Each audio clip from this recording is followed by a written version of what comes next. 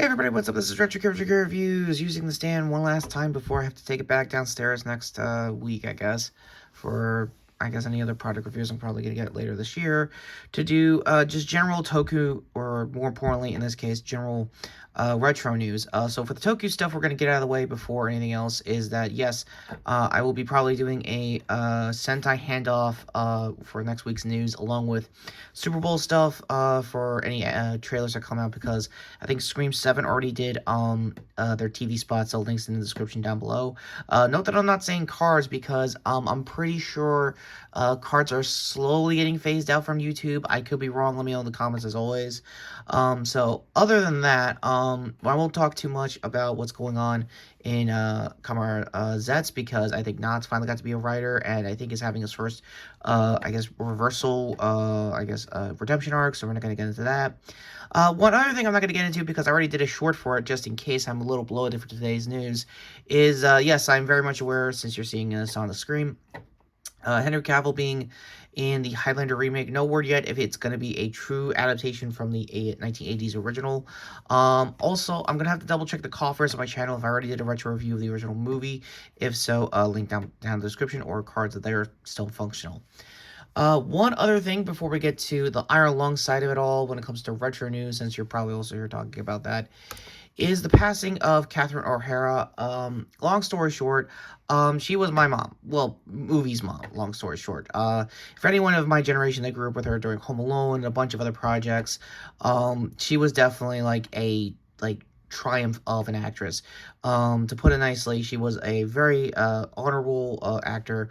Everyone in the industry loves her. Obviously, she's had run-ins with Macaulay Culkin over the years post the Home Alone days, and they've had the most wholesome relationship post their roles. So I also talked about her with some recent projects here on the channel with the Beetlejuice movies, and I think the second season of Last of Us. So go to that in the, whatever's going to be phasing out the cards this time around. So, one moment of silence. I don't usually do it for big celebrities anymore, mainly because it's a little faux pas, but in her case, I believe she absolutely earned it. So, as always, for this, I wish, my condolences to her friends, family, and obviously the fans around the world, including myself. I know I'm behind on this, passing last week, so that's why we're on Retro News, to catch up on mostly everything around that. So, starting off, let's get to Iron Lung. This is a creator-owned movie by Markiplier, to put it bluntly. I'm very much aware of the power level that is Markiplier.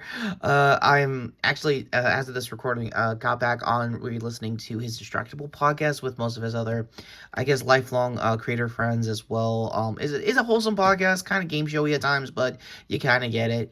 Other than that, Mark had an emotional, update video, talking about the progress of Iron Lung overall. For those who don't know the project, in general, is that this is essentially a indie game that Mark fell in love with when he did a Let's Play of it a few years back.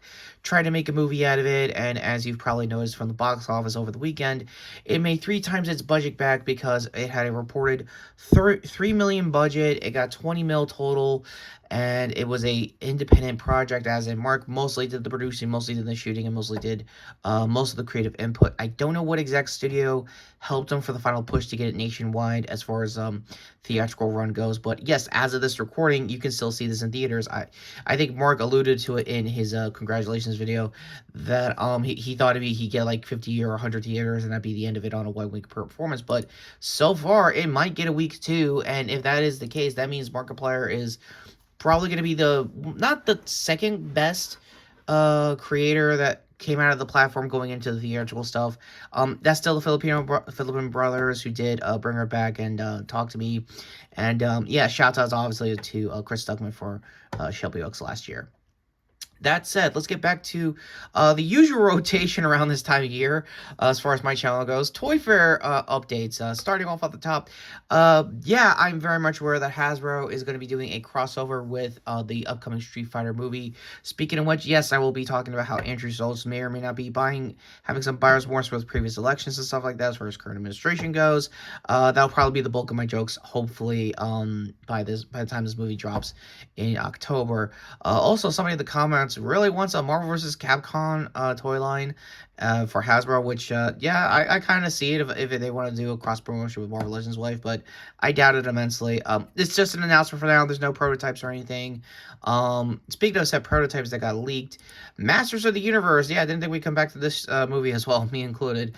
But, yeah, there's some updates on the figure line. I think this is the guy that's going to play, the titular He-Man in this movie. I think I don't know every adaptation of Present, but I know this guy was from Bottoms a few years back. He's actually a decent comedy actor. He's looking a little jazzed to see his toy self.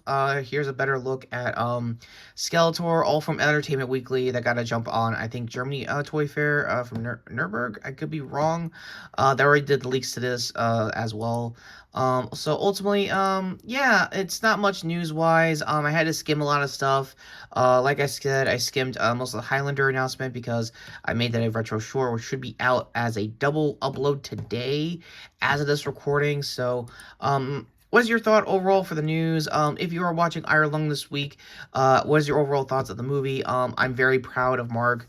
I think most of this platform, is probably proud of how far Mark has come as a creator. And yeah, I think we all kind of knew someday he was going to break out of YouTube and do something huge. And I'm glad this was the project to finally get him a little bit more mainstream than usual as far as Mark goes.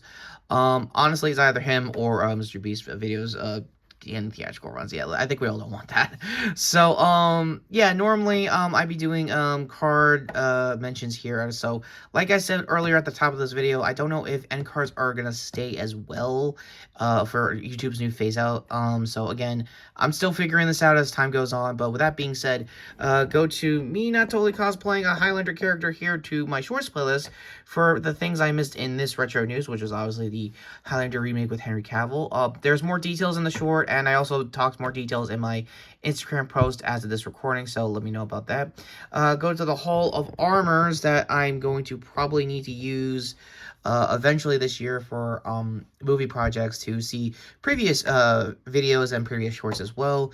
Yeah, go to a very, I think, proud, right up until I had to use Reddit, Mark over here to sub the channel, hit the notification bell down below. Hype point this video if you're a new subscriber on mobile. And with that being said, take care, subscribe, and oh, I'm gonna have to review the remake eventually, I know that, but do I really have to do the source and all the sequels to the original series? Really, guys? Really? Oh, and for those who also know where I got the takeaway shots, you can thank this movie. I think I mentioned it on the retro review back in the day. So, bye for now.